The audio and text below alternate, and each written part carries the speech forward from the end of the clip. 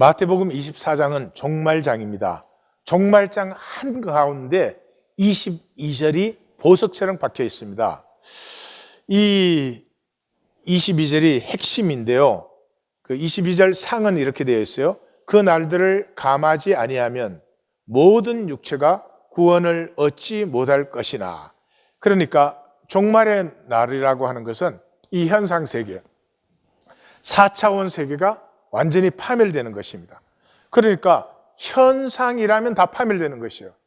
그 우리가 다 현상이거든요. 예, 우리가 다 혈육이잖아요. 그러니까 내가 예수를 믿었다 안 믿었다 뭐 그런 거 상관없이 하나님의 모든 현상이 파멸될 때 모든 것은 파멸돼요. 그러므로 하나님의 종말에 설 수 있는 현상, 설 수 있는 육체는 없습니다.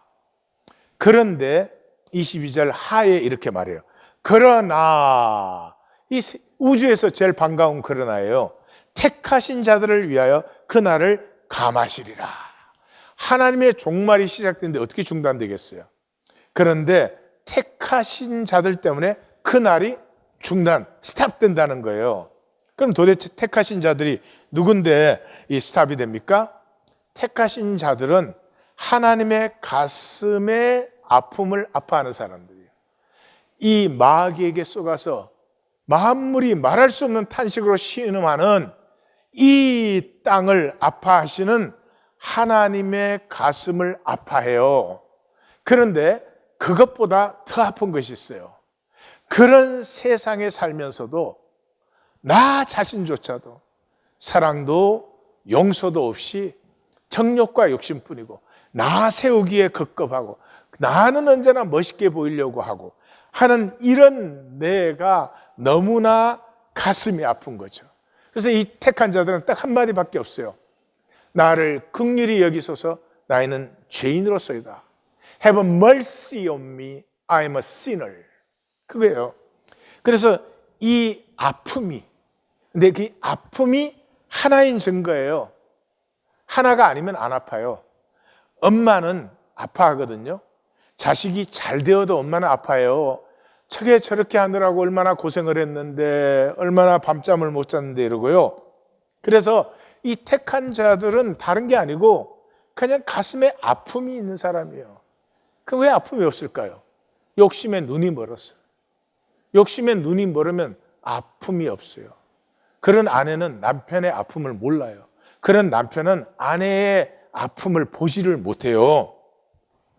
그래서 이 종말의 멸망 속에서 하나님의 아픈 가슴이 택한 자들의 아픈 가슴을 만나요. 그걸 느껴요. 그 순간에 그냥 종말이 스탑되어 버리는 거예요. 그 택한 자들의 가슴의 아픔에 하나님의 가슴이 멈추어 버리는 것이에요.